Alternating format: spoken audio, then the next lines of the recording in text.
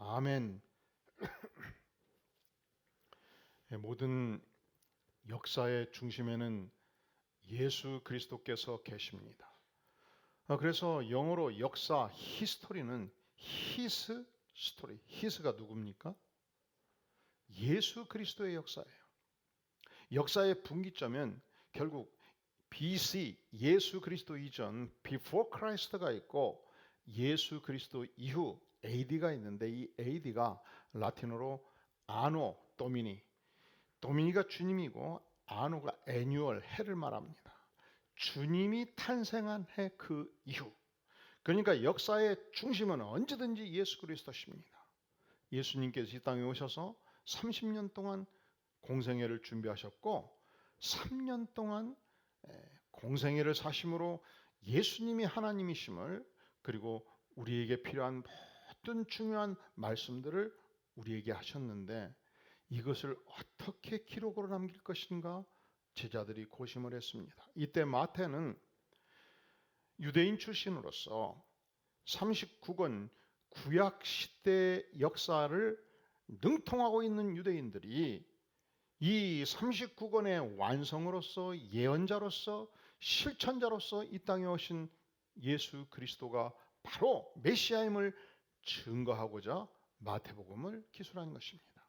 두 번째로, 그리하여 드디어 예수님을 믿으면 천국 백성이 되면 천국 백성은 과연 어떤 삶을 살아야 되느냐? 천국 백성의 정체성을 보여주기 위해서 천국 복음을 증거하였고, 이 천국 백성의 삶을 각종 비유를 통해서 말씀해 주신 것입니다. 창세기 마태복음 25장은 28장 끝을 향해서 나아가는, 지금 절정을 향해서 나아가는 과정 중에 있습니다. 그리고 25장 1절에서 그때의 무엇은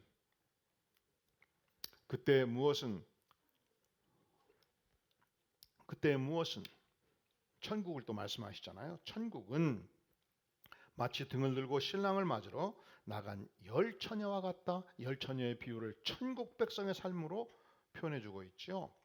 그 당시는 신랑이 저녁 무렵 신부집을 가게 되어 있었습니다.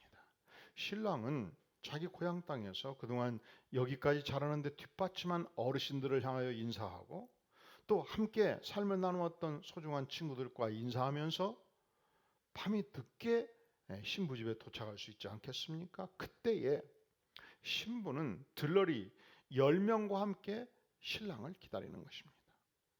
그때 너무 졸려서 자버리면 신랑을 맞이할 수 없지 않겠습니까? 그래서 천국 백성은 어떤 삶을 살아야 되느냐? 13절 시작. 그런즉 깨어있으라. 너희는 그날과 그때를 알지 못하느니라. 우리 주님은 반드시 재림하십니다. 그러므로 천국 백성은 언제든지 주님께서 오실 때 맞이할 수 있게끔 깨어있는 삶을 사는 자가 천국 백성이다 말씀하시죠. 그리고 14절 따라해 볼까요? 이 또가 뭐예요? 로또예요? 또 천국 백성은 이러한 삶을 살아야 된다는 거예요.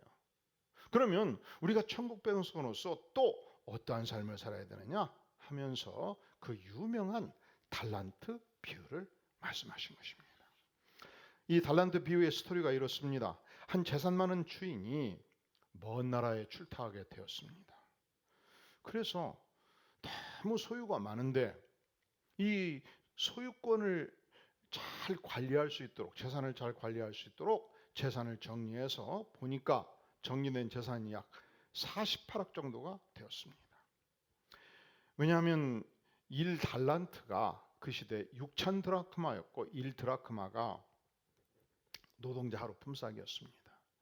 그러니까 1달란트는 얼마냐? 약 10만 원으로 보고요. 노동자 품삯을 6천을 곱하면 6억 원이 돼요. 5달란트를 줬다는 것은 30억을 줬다는 거고요. 2달란트를 줬다는 것은 12억 원을 줬다는 얘기고요. 1달란트를 줬다는 것은 6억 원을 줬다는 얘기입니다. 가장 이 종들 중에서 신임할 만한 종 3명을 불러다가 그들의 능력 따라 은사 따라 A라는 종에게는 30억 원, B라는 종에게는 6억 원, C라는 종에게는 12억 원, C라는 종에게는 6억 원을 주면서 내가 먼 나라에 출타할 것이니 알아서 잘 관리하고 장사하거라는 것입니다. 오랜 세월이 지났습니다. 드디어 주인이 귀환했습니다. 종들을 불렀습니다. 그랬더니 5달란트 가진 자는 열심히 사업을 일구어서 5달란트를 남겼습니다. 30억을 벌어준 거예요. 12억으로 또 12억을 벌어주었고요. 그래서 주인께서 희색이 만연해서 칭찬합니다. 21절 시작. 그 주인이 이르되 잘하였도다 착하고 충성된 종아, 내가 적은 일에 충성하였으며 내가 많은 것을 내게 맡기리니 내 주인의 즐거움에 참여할지어다. 이렇게 칭찬을 한 것입니다. 마지막 세 번째 종. 세 번째 종은 놀랍게도 그 돈을 꼭꼭 싸가지고 땅을 파가지고 묻어둔 거예요. 주인이 불렀습니다. 아니 왜 이렇게 돈에 흙이 많이 묻어 있느냐. 그때 이 종이 답변을 한 것입니다. 뭐라고 답변합니까? 자, 24절 같이 읽어볼까요? 시작. 한 달란트 받았던 자는 와서 이르되 주인이여 당신은 굳은 사람이라 심지 않은 데서 거두고 해치지 않은 데서 모으는 줄로 내가 알았으므로. 그러니까 그는 주인을 어떤 주인으로 하느냐. 여기서 굳은 사람이라는 뜻은 스크레노스, 혹독하고 잔인한 사람이다 이 뜻이에요. 고집 세고 거칠다 이 뜻이에요.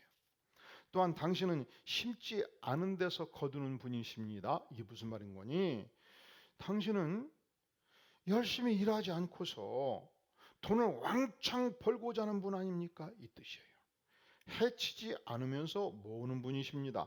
여기서 해치다는 국어사전에 보면 여러 가지 뜻이 있는데 씨를 흩트려 뿌리다, 씨를 해쳐서 뿌리다 이 뜻을 가지고 있어요. 그러니까 열심히 다해서 씨를 뿌리지 않고서 그리고서 열매를 거둔 분 아니십니까? 당신은 손 하나 까딱하지 않고 종들을 부려서 많은 열매를 거두시는 분 아닙니까? 그래서 제가 이 돈을 땅속에 묻어둔 것입니다. 이 달리 표현하면 이래요. 이 사람의 속생각이 이래요. 이 돈은 주인장의 돈이고요. 내가 열심히 사업하다가 사업하면 6억을 투자하면 반드시 6억, 12억 이렇게 건지나요? 그렇습니까? 얼마나 손해보는 일들이 많아요. 인건비 들어가지요. 인테리어 들어가지요. 재료비 들어가지요. 안 팔려버리면 5억 투자해서 3억밖에 못 건지는 수가 있지 않겠습니까? 그때 주인이 어떤 사람이고요? 엄한 사람이에요. 잔인한 사람이에요. 혹독한 사람이에요. 그러면 나를 매질할 것이고 혼내지 않겠습니까? 그래서 땅속에 묻어뒀습니다. 두 번째, 내가 열심히 일구어서 6억을 가지고 12억을 만든들 그 돈은 다 당신 것이 되지 않겠습니까?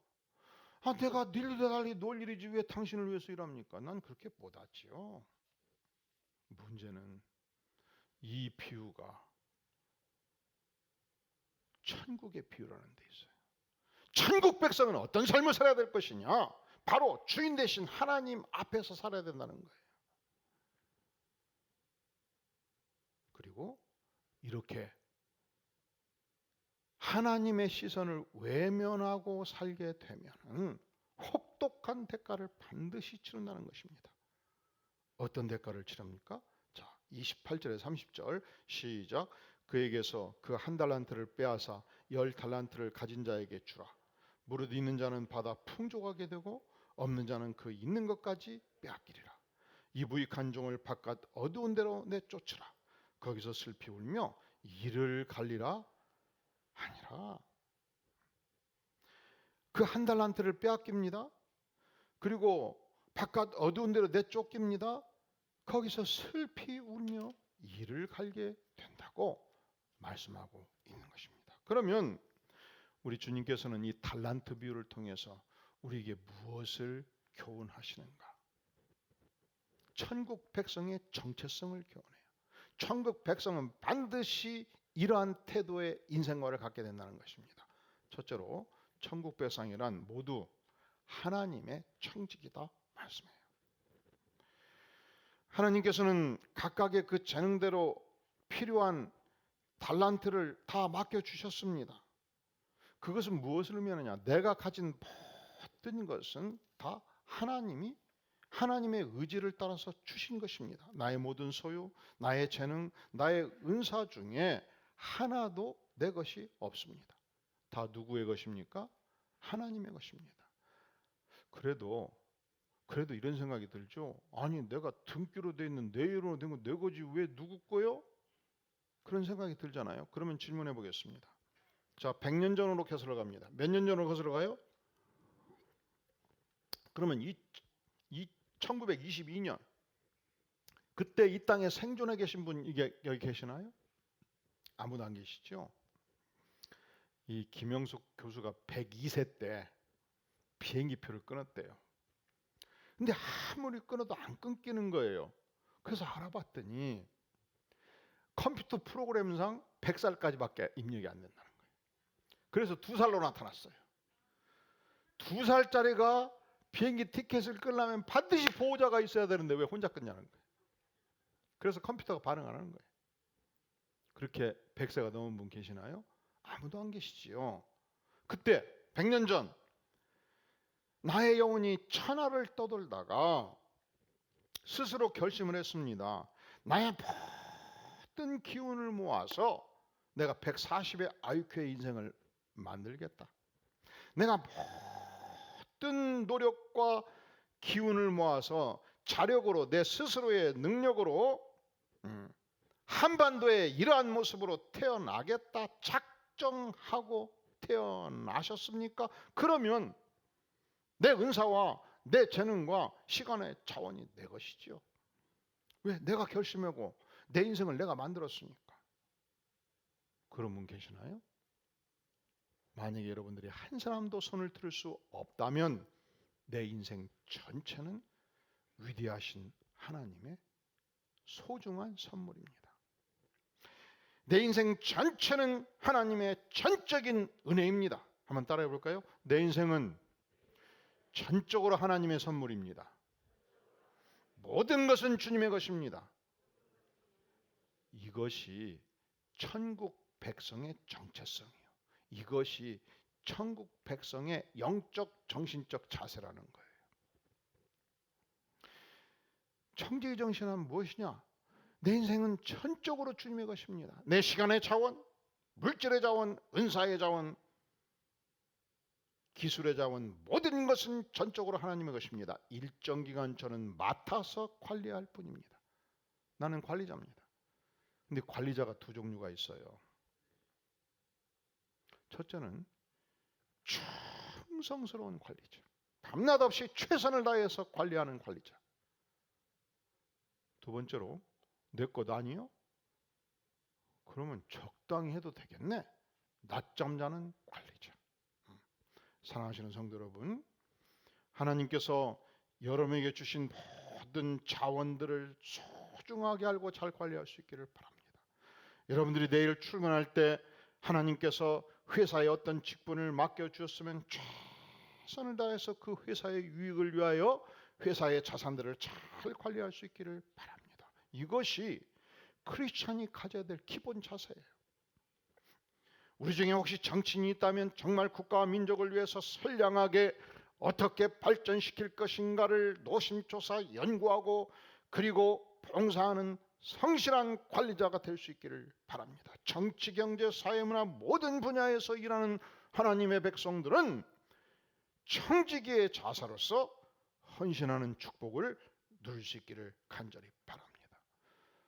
하나님께서 여러분들에게 가르치는 은사를 주셨습니까? 그러면 사회에서 교사로, 교수로, 그리고 강사로 열심히 최선을 다해서 가르칠 뿐만 아니라 더 중요한 것은 천국 백성은 하나님의 나라에서, 천국에서, 하나님의 교회에서 더 열심히 가르칠 수 있기를 바랍니다. 우리 교회 영야부, 유치부, 유년부, 초등부, 중고등부 부서에 선생님들이 계십니다. 청년부 그리고 성인 파트에 목장의 목자님들이 계십니다. 여러분들 중에서 목양의 은사, 가르침의 은사, 지도력의 은사를 가진 분들은 열심히 청지기의 정신으로 하나님께서 맡기신 영혼들을 목양하고 가르칠 수 있기를 간절히 바랍니다. 목양과 가르치는 은사를 가진 모든 분들이 하나님께서 맡기신 주일학교에서 목장에서 헌신해서 가르치는 것이 청지기 정신이 되어야 된다는 것이죠. 그리고 특히 여러분 중에서 대학 교수님들 계십니까? 박사학위를 가진 분들 계십니까? 그러면 주일학교에서 열심히 영혼들을 또한 섬기는 축복을 누릴 수 있기를 간절히 바랍니다. 유치부 운영부에서 어린이 신발을 벗을 때 신발장에 넣어주고, 비가 오고 눈이 올 때 수건을 두고 닦아주고, 그 영혼을 섬기고 영혼의 슬픔과 아픔을 닦아주고 목양하는 영광이 얼마나 소중합니까? 얼마나 아름다운 일입니까? 오늘 주보에 보면 13번째 주일학교 교사 모집, 관심 있는 분은 김승민 목사님께 문의해 주기 바랍니다. 유년부에서 교사를 모집한다 하면 예배가 끝나고 20명 30명이 줄라리 서가지고 교사로 신청하는 역사가 나타날 수 있기를 간절히 바랍니다. 이게 청지기 정신이죠. 우리 교회는 대학생들이, 청년들이 주일학교를 섬기면 적으나 많으나 장학금을 지급합니다. 신학생들에게 장학금을 지급합니다. 왜냐하면 교회가 성도들이 젊은이들의 삶을 뒷받침해서 젊은이들이 이 교회에서 신앙이 자라고 학문이 자라서 열매 맺는 놀라운 일이 일어나야 되지 않겠습니까? 그러면 사업가들은 열심히 사업을 일구시고, 이 젊은이들을 뒷받침하고자 하나님께서 뜻을 주신 분들은 열심히 장학기금에 동참해서 청지기 직분을 잘 감당해야 되지 않겠습니까? 기도는 모든 성도들이 하나님께 나아가는 특권의 통로지요, 의무지요, 기쁨의 도구입니다. 그런데 어떤 분들은 중보기도에 특별한 은사를 가진 분들이 있어요. 시간만 나면 교회에서 엎드려 기도합니다. 교회를 위해서, 국가를 위해서, 영혼들을 위해서 땀과 눈물을 다 바쳐서 기도합니다. 기도의 샘물을 팝니다. 사랑하는 성도 여러분, 결국은 기도하는 자가 인생의 승리자가 됩니다. 기도의 삽을 가지고 자기 자신을 깊이, 자신의 우문을 팔 때에 샘물이 터지지 않겠습니까? 미래의 꿈나무들이 잘 자라가도록 기도의 수분을 매일매일 듬뿍 뿌려야 되지 않겠습니까? 중보기도의 은사를 받은 분들은 열심히 기도할 수 있기를 바랍니다. 전도는 모든 백성의 특권이고 의무고 축복이에요. 잃어버린 영혼들을 구원하는 것이 얼마나 소중합니까? 그런데 특별히 전도의 은사를 받으신 분들이 있어요. 전도를 생각하면 가슴이 뜨거워지고, 잃어버린 영혼을 생각하면 눈물이 나고, 그래서 우리 교회도 몇몇 권사님들께서 이 강력한 전도의 은사를 가지고 활동하는 분들이 계십니다. 사랑하는 성도 여러분, 오늘이 코로나 시대예요. 그래서 우리가 접촉에 조심을 하지요. 묻겠습니다. 여러분들이 내일 출근하면 코로나 시대이기 때문에 입 벌리고 밥 먹으면 안 되니까 점심을 나는 언제든지 굶어버린다, 그러시는 분 계셔요? 이제는 코로나 시대이기 때문에 밥 3끼 먹는 게 안 되겠다, 한 끼만 먹기로 작정하고 한 끼만 먹습니까? 아무리 코로나 시대라도 3끼 열심히 먹지 않습니까? 출근하면 같이 밥 먹지 않습니까?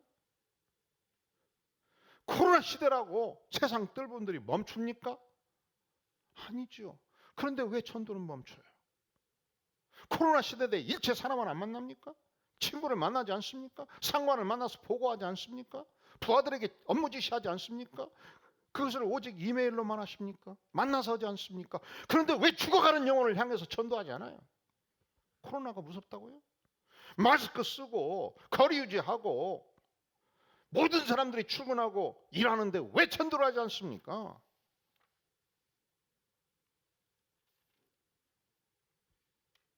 천국 백성은 하나님이 내게 주신 시간의 자원과 은사와 재능을 발휘해서 천국, 하나님의 나라, 곧 지상의 교회, 예수 그리스도의 몸된 교회를 위해서 청지기의 삶을 사는 자다.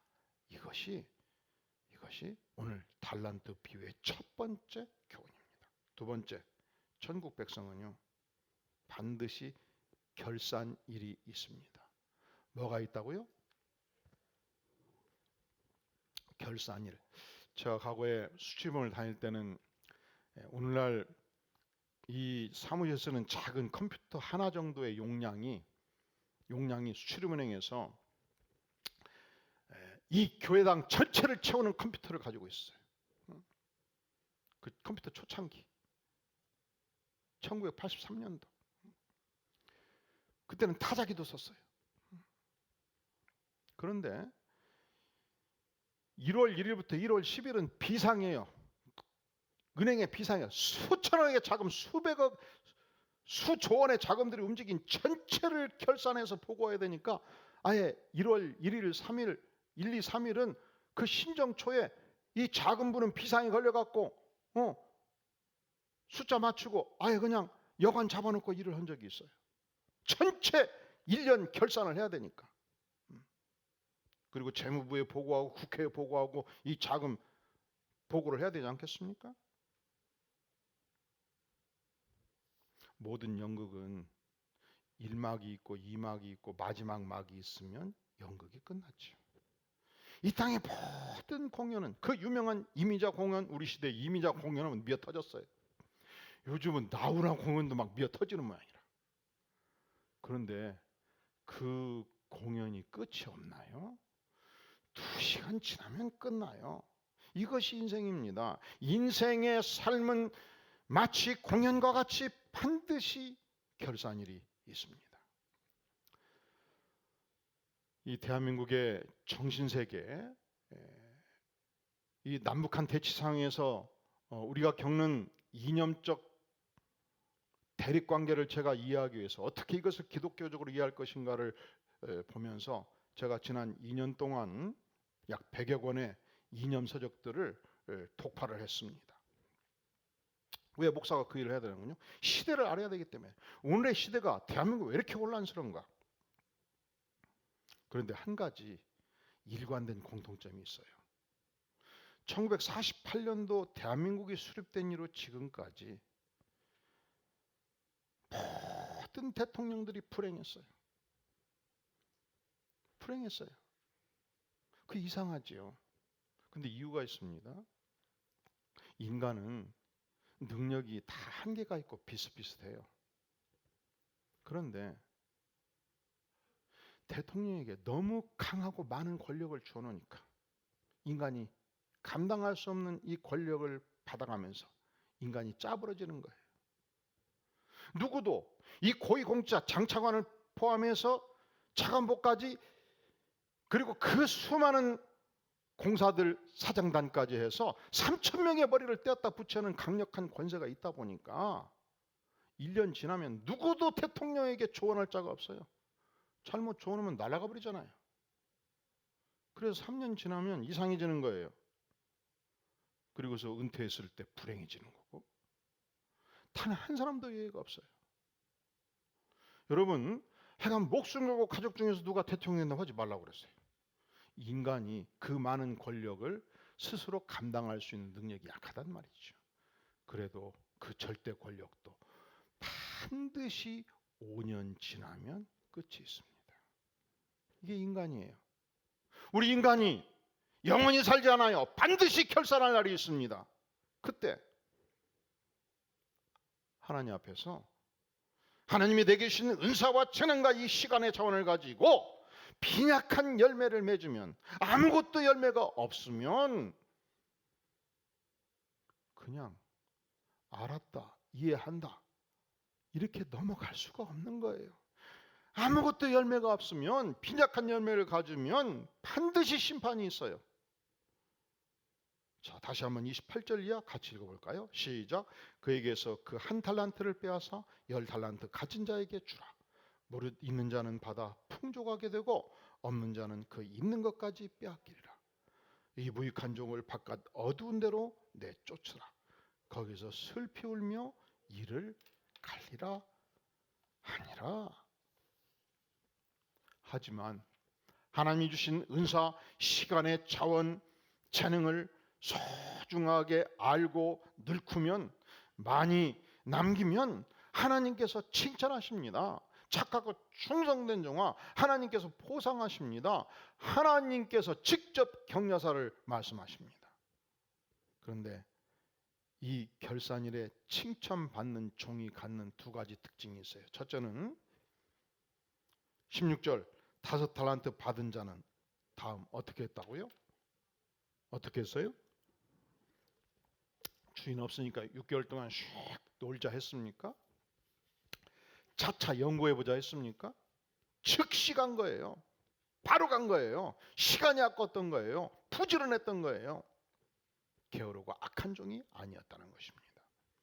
두 번째로 30억에서 60억으로 늘고는 삶의 위대한 열매가 그에게 있었다는 것입니다. 오늘날 사업하시는 분들이 얼마나 수고가 많습니까?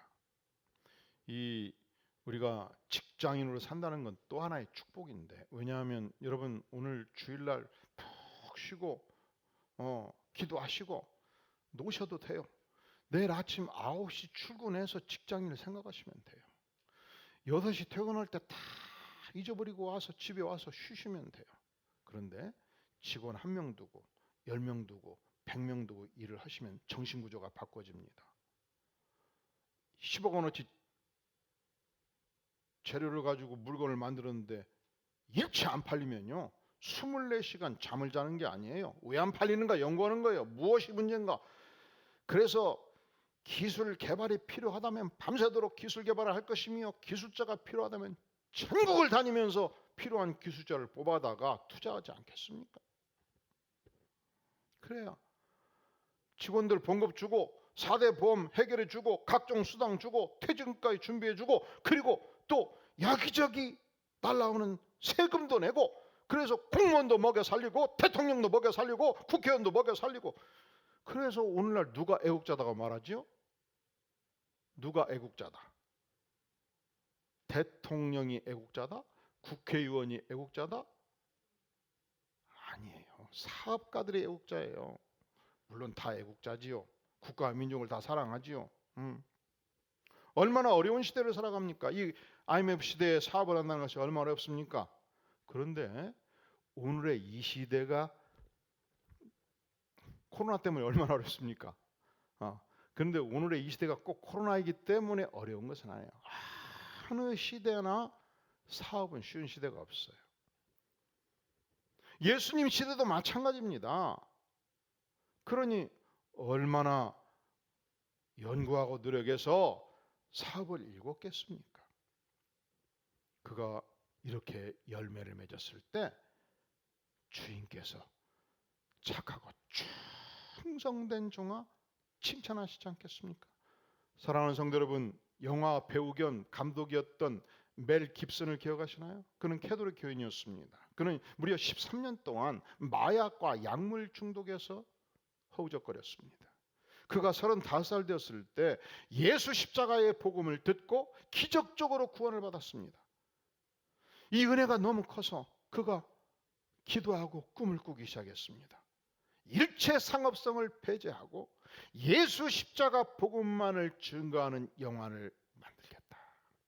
그런데 이 헐리우드에서 스폰서들을 만나는데 단 한 사람도 지원하는 사람이 없는 거예요. 왜냐하면 순수한 종교 영화가 흥행한 적이 없기 때문에 모든 영화계 스폰서들이 반대를 하고 만류를 했습니다.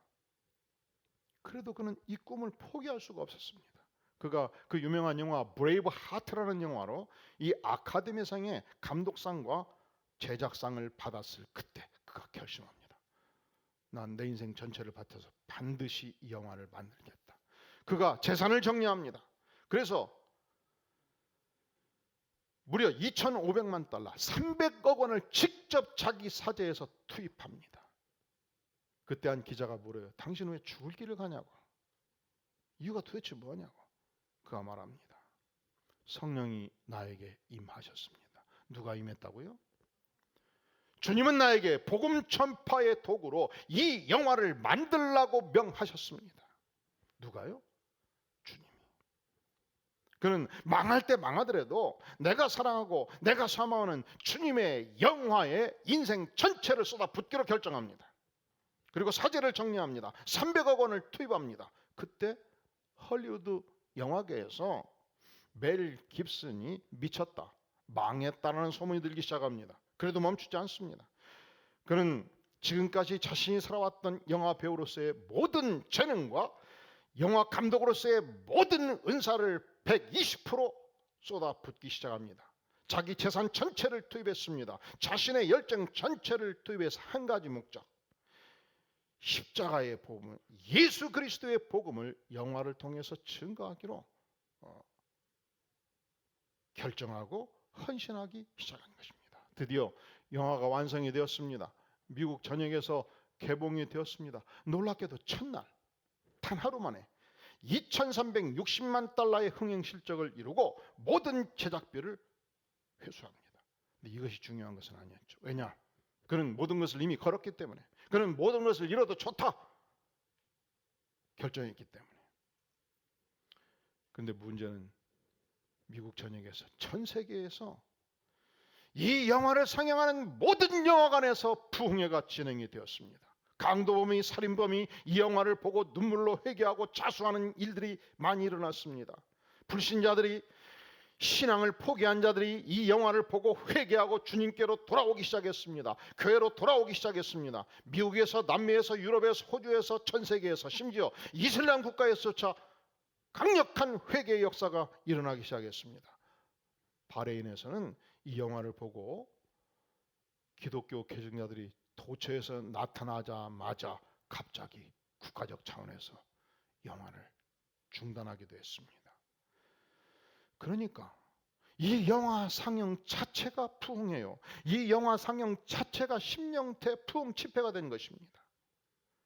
여기에서 예수님을 죽이는 그 장면, 채찍으로 때리는 장면, 막 살점이 뜯겨지고 피가 튀는 장면이 너무 끔찍하고 잔인하지 않았습니까? 그래서 유대인 단체들이 이 영화가 전 세계의 반유대인 정세를 자극한다고 이 패션 오브 크라이스트 영화 상영을 반대하는 강력한 운동이 일어났습니다. 그때 한 유대인 기자가 질문합니다. 멜 깁슨 씨, 한번 답변해 보시오.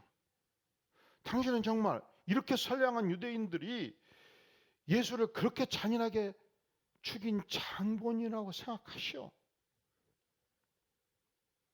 그가 답변합니다. 내가 정직한 답변을 드리겠습니다. 당신들 유대인들이 결코 유대인들만이 죽인 것은 아닙니다. 내가 그분을 죽였습니다. 나의 죄가 그분을 십자가에서 돌아가시게 했고, 나의 죄 때문에 예수님이 그런 고통스러운 순환을 받으셔야만 했습니다. 이것이 이 영화의 주제입니다. 멜 깁슨은 그 인생 여정에서 마약에 빠지고 약물 중독에 빠지고 여러 가지 슬픔과 고난의 길을 갔지만, 적어도 그는 그가 가진 그 전 재산과 그가 가진 모든 은사를 쏟아 부어서 단 한 편의 영화로 그가 수행해야 될 위대한 청지기 정신을 수행한 것입니다. 사랑하시는 성도 여러분, 여러분들은 2022년도 과연 어떻게 천국을 위하여, 예수 그리스도를 위하여 청지기 정신을, 그리고 이 하나님의 교회를 위해서 청지 정신을 과연 수행하시겠습니까? 기도합니다.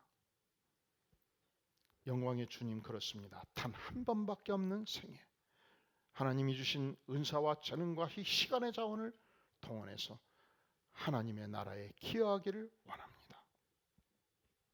성령 하나님, 2020년도, 22년도 나의 생애가 하나님께 쓰임받는 충족한 생애 되기를 구합니다. 우리를 도와주시옵소서. 예수님의 이름으로 간절히 기도하옵나이다. 아멘.